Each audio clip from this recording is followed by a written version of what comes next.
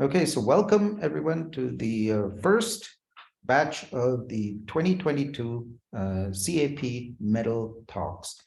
We've already had David London and Asimina Arvanitaki, and now we will move to Charles Gale, who won the 2022 medal for lifetime achievement in physics. Okay, Charles is from McGill University, and please, Charles, could you share your screen and give us a short talk, 25 minutes. Thank you. All right, very good. So let me start the talk.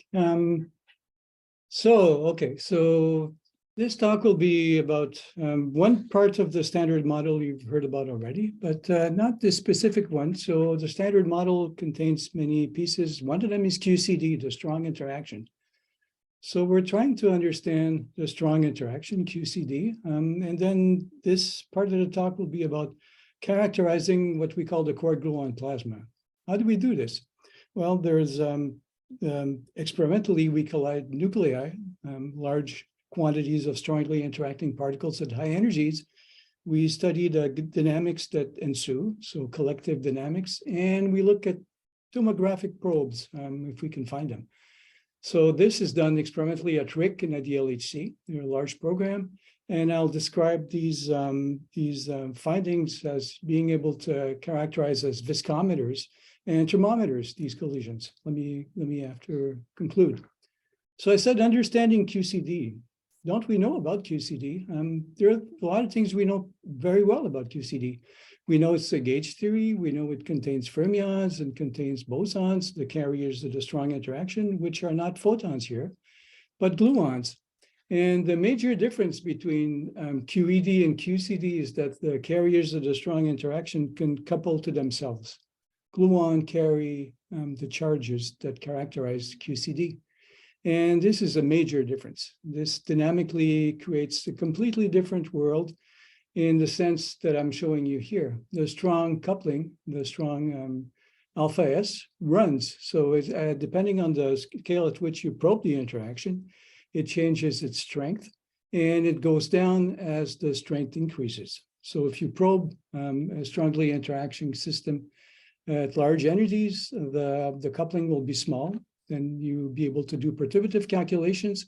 But if you are looking at physics that is comparably soft, then this coupling will be larger, and the calculations you will need to do will be in difficulty. If you're doing a perturbative calculation, you'll be needed to rely on non-perturbative means. Okay, so again, there are a lot of things we know very well, and this plot shows here that you can actually measure alpha S and calculate alpha S to a very high degree of precision, as is shown here. What we know a bit less is the following. Are there phase transitions in QCD? Can you change the degrees of freedom from confined degrees of freedom, say pions, to quarks and gluons, which we know are the true constituents? Is there a phase diagram? What does it look like? Is there equilibration? What's deconfinement, hadronization? Do you have collective features? And is any of this useful for other systems that are strongly interacting? For example, dense stellar objects as neutron stars. So this is a whole list of interesting questions, but I'll probably be able to tackle only the first one in this talk. So let's start. So the answer to the first question is yes, there is a phase transition from the strongly interacting degrees of freedom, which you can picture as pions at low temperature, for example, and quarks and gluons at high temperature. And this has been calculated in lattice QCD over the last 40 years. And the lattice QCD calculations have come together at finite temperature. They've come together over the last 10 years or so. And the answer to the first question, if there's a change in degrees of freedom, is unambiguous. So the transition goes, you can picture here pressure, scaled by the temperature to the power of 4, energy density and entropy density. And on this side is confined hadrons, and on this side is quarks and gluons. And the other thing we've learned through these lattice calculations is that you can see there's a slow convergence to the Stefan-Boltzmann limit, for one thing, and the transition is not sharp. So it is not, properly speaking, a real phase transition in the sense of something going divergent in the thermodynamic variable, but it is a smooth crossover. Fine. So let's study this a bit more. How do you do that? Well, the way you do it is that unlike water, for example, you cannot do a tabletop experiment. You have to do this dynamically. There's no control over the matter. It's difficult to control nuclear matter for obvious reasons. So what you do is you take large nuclei and you collide them. So this creates a dynamical environment. So you will take the system, it'll compress, and it'll heat. And for example, here's a phase diagram as we know it today. Temperature against what is a proxy for baryon density, so chemical potential. And we know this part very well. This is a crossover. These parts we don't know so well, and we'd like to learn more about them. So down here is the hadron gas we know from everyday encounters. Over here's the quark-gluon plasma, and here's a collection of experiments that probe these different energy temperatures and densities. And over here is the realm of neutron stars, which I'll talk maybe in the last slide or so. All right, so this is one event at ALICE, which is an experiment at the LHC, one event.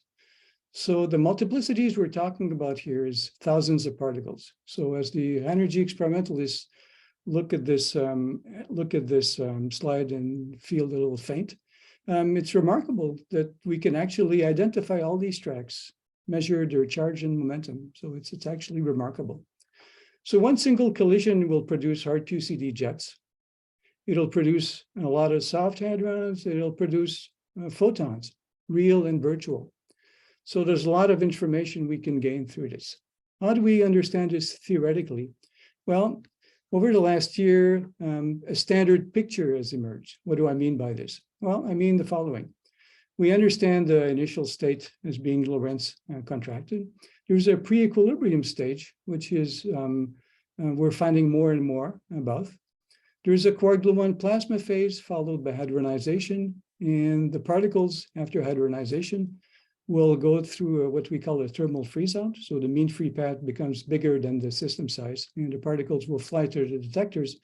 And this reaction is over very, very fast. So if you're not familiar with those units, Fermi, for example, is a typical length size of a strong interaction.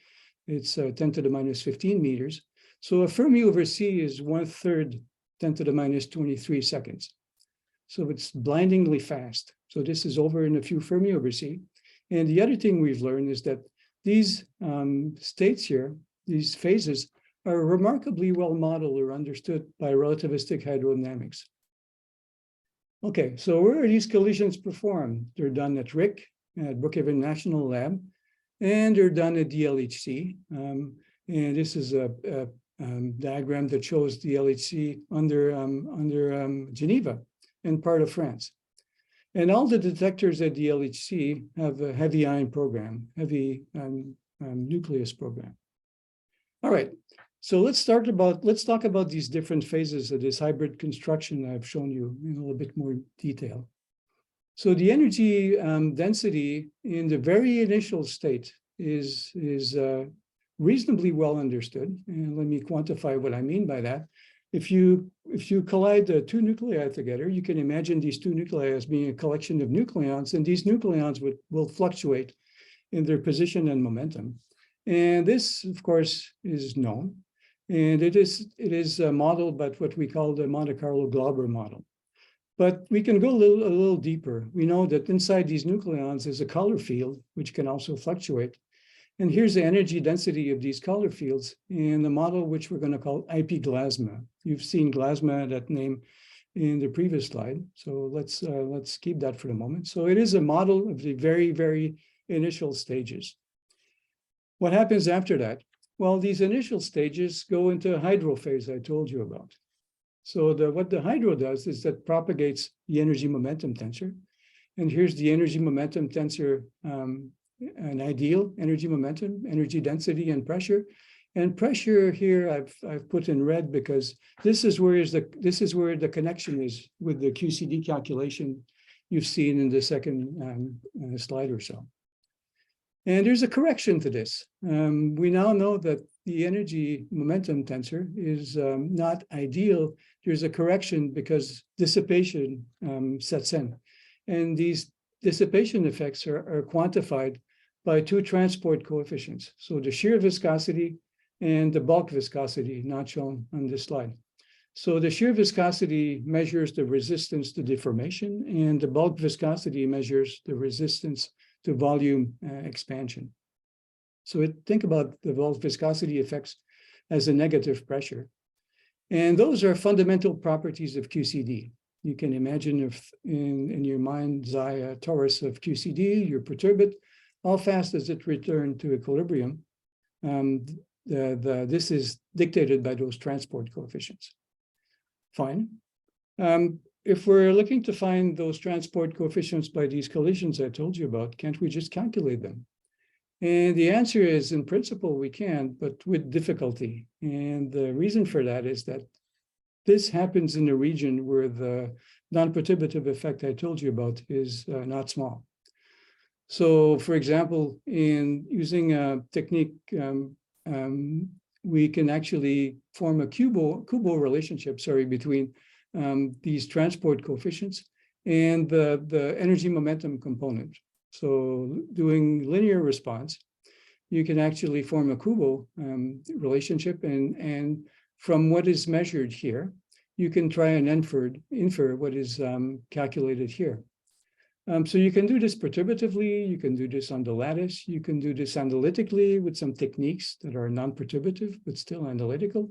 And there's a fascinating connection that emerged some years ago between the shear viscosity divided by the entropy density and the string theory calculation. And this created a lot of interest. But if you summarize all these calculations as is done here, the message I want to convey here for shear and bulk viscosity is that the calculations are not simple because of the reason I told you about, and they're not converging. There's quite a spread between these different techniques. So what people have been trying to do over the last couple of years is to say, well, let me formulate the hydro as best as I can and infer the transport coefficients from the heavy ion collision data. All right, so you can calculate this. This is progressing as we speak. But as of now, the calculations are still with some uncertainty. And let's turn this around. Let's see if we can find what the data tells us it should be. How do you do this? Well, this is measured through a variety of observables. And a very powerful observable, it has been, we found out, is what is called the azimuthal asymmetry. So think about the nucleus coming out of the graph here, and one nucleus going in, and there's an interaction zone, as you can see here. In standard fluid dynamics, there's Euler equation that relates the force to the gradient in pressure. So you can see here, just by looking at this picture in coordinate space, that the gradient in pressure is larger in this direction than it is in that direction. So there should be some flow that is larger in this direction than it is in that direction. And this is called the elliptic flow. And this is this V2 coefficient in this Fourier expansion in phi, the azimuthal angle, around this event here. So experiments have been measured this, the azimuthal flow in several powers or several coefficients of this expansion. And in coordinate space, you've seen the picture before. In momentum space, this looks like this, n equal to 2, 3, 4, 5, and 6.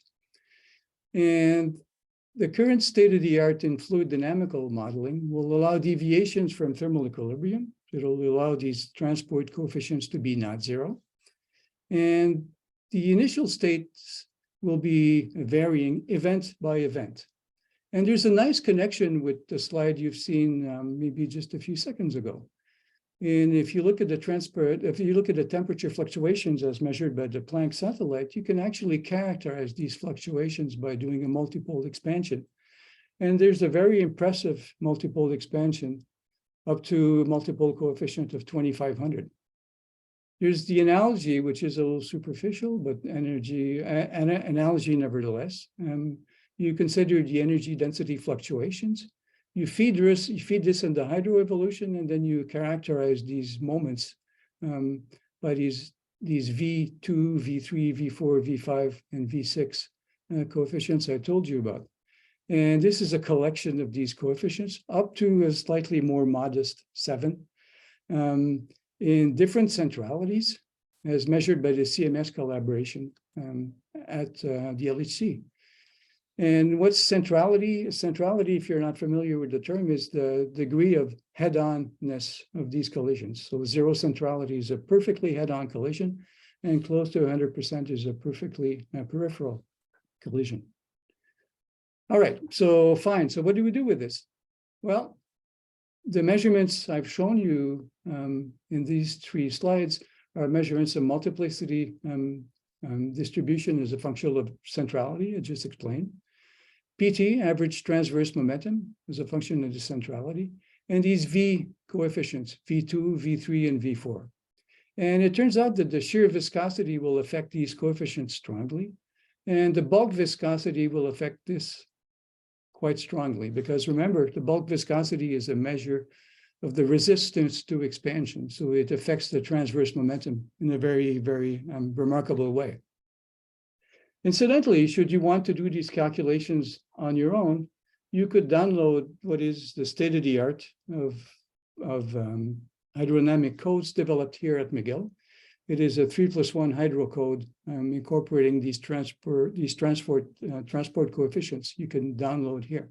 And we call this music. So this analysis was done with music. Now, can you isolate the shear and bulk coefficients?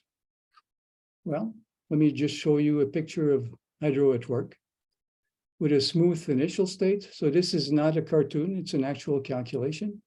And with a more realistic initial state. Okay, so let me just show you that you can actually do this. Let me skip the details here. And let me tell you where we stand. So where we stand is summarized here. And this was work done by Matt Heffernan, who just graduated from McGill. And he did a remarkable piece of work. He did a Bayesian analysis study of almost all the observables measured at RIC and at the LHC. So Matt concentrated on the LHC measurements and modeled the bulk viscosity and the shear viscosity in the way you've seen here with different, with a complete set of parameters, and did a Bayes study of all those parameters, and plotted what he got, the maximal a posteriori distribution against measurement done by Alice on this graph. So you see here V2, V3, and V4, and these are different elements of the bulk viscosity and shear viscosity analysis that Matt did, and he combined different correction terms, which you might or might not be familiar with, the grad correction and the Chapman-Enskott correction to the viscous distribution. And let me just attract your attention to this bottom slide here. These are previous exercises in the same vein done by groups previously. So this was the Jetscape collaboration, and this is a group based at CERN. And they did shear and bulk viscous analysis. And Matt's work is here, and there are a lot of things on this graph, but let me just attract you to the orange slide here, which is the 60% confidence interval of a Bayes model average of the different elements in Matt's analysis. So this is what we know presently of the bulk viscosity of QCD divided by the entropy density as a function of temperature, and the shear viscosity of QCD as a function of temperature. So RIC and the LHC are real viscometers. They can measure the viscosity of QCD. All right, so let me skip this slide and ask, okay, fine. So how else can you characterize the quark gluon plasma? It would be nice to know how hot it is. Okay, fine. So how do you know that? Well, we have to use penetrating probes. The ideal penetrating probes are something like photons, because the photon interaction with matter is alpha, which is much smaller than alpha S. Fine. So there are a lot of photons that you generate in a collision of strong charged particles. There are PQCD photons, okay, that are known for a long time. There are thermal photons, which are the photons you really want to get to in this kind of analysis. So you create a thermal medium. This thermal medium will interact, and these interactions will generate photons. Jets, as I told you about, will also produce photons, and these jets will also produce branched-along photons. I won't talk about this here. They're also a source we're trying to understand. And there's also a pre-equilibrium source that's being studied only recently. But those are the photons on this slide that you need to understand to characterize the photon spectrum measured by these collaborations at RIC and at the LHC. So here's a summary of that. PQCD photons here, plasma photons, which you want to understand and to invert to get to the temperature. Hadronic medium photons, so also hot photons from the hadronic medium, and late stage reaction photons, decay photons. Fortunately, those are understood by the experimental collaborations. For example, pi0 goes into 2 gammas, and this is understood and measured separately and subtracted by the collaborations. So this is a very good thing. So we're left with those collections here. Okay, so the PQCD photons, we understand up to a certain point. What do I mean by that?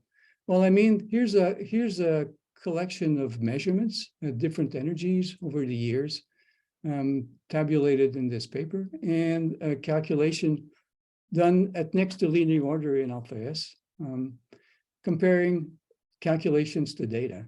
And the agreement is quite good, but it deviates more and more as you go to lower energies.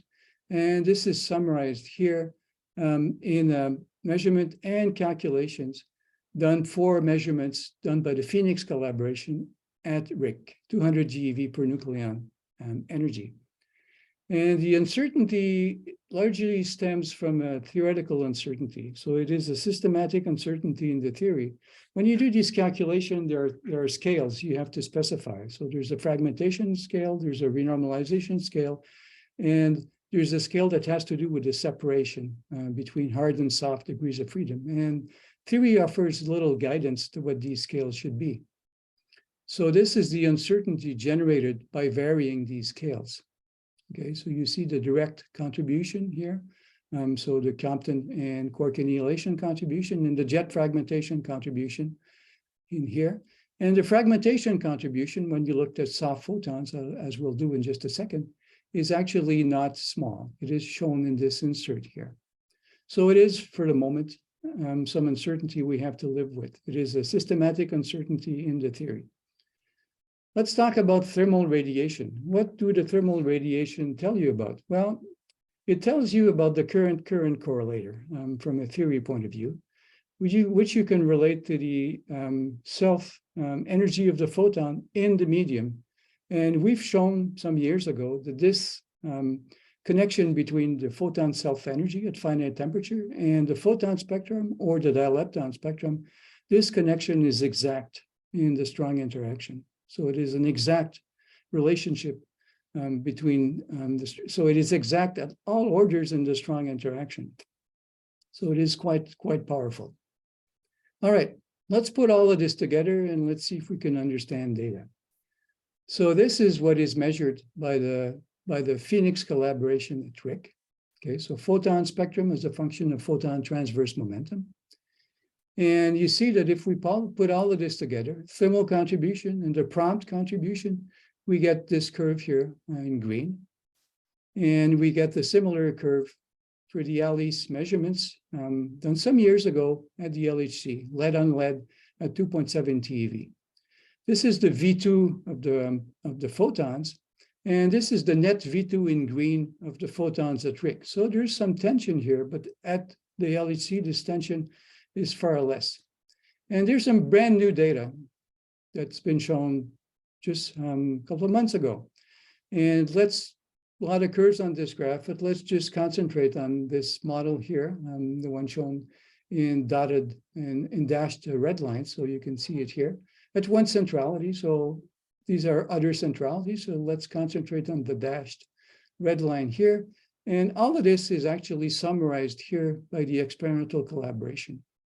So this is what the experimentalists did, is to take their measurements, Ali's measurement, and normalize to our calculations. And those are the earlier Ali's measurements. And this is the much later and preliminary, so recent that they're preliminary measurements by Alice at 5 TeV per nucleon. And you can see that the agreement between calculation and model is actually quite good. And it's even better if you consider the fact that calculations were done before the actually measurements. I'm actually running out of time, so let me tell you the last part of my story. So you have this photon spectrum. What do you want to do with it? Well, if you think of photons as black body radiation, you want to actually extract the temperature. And this is what the experimentalists did. But you have to be careful because this source will expand. So there'll be some blue shift of this temperature. And this blue shift is shown here. What is actually measured is an effective temperature, but it is not the real temperature. It is Doppler shifted. So if you take this into account, let me just summarize the temperature extraction we do in the theory.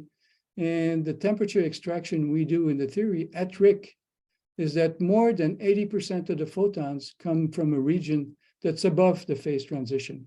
And it's even more so at the LHC. So the temperature of this medium is actually past the phase transition. We're probing above the phase transition, and there's no doubt because of this very sensitive probe. So RIC is a viscometer, it's a thermometer, and so is the LHC. And there's some recent development that enables us to insert a new model between the initial stages I told you about, the hydrodynamic modeling I told you about, and the transport theory that follows all of this. And we're getting closer and closer to being able to simulate or to understand from a theory point of view, QCD out of equilibrium from an ab initio point of view. And in my view, this is a remarkable accomplishment.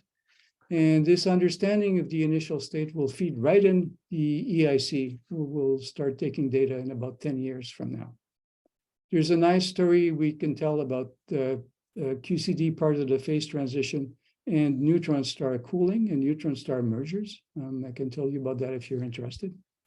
And we're pushing the energy frontier at the LHC, and we've learned a lot, and this will keep on going. And I thank you for listening to me.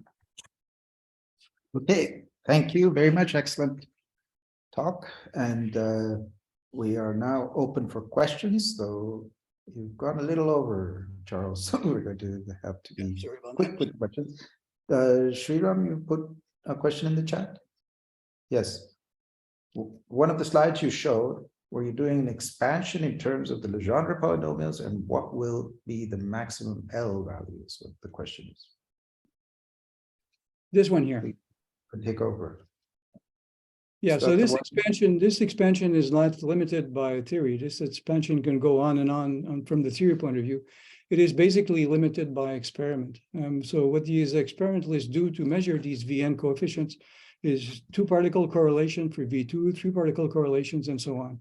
So it's limited by experimental statistics. And up to now, they can get up to V7 and V8, which is actually it's a remarkable feat. So it is not limited by theory, it is limited by experiment. Okay, are there any other questions? No questions in the chat. I'll ask a question, Charles. How do you know that these partons have thermalized?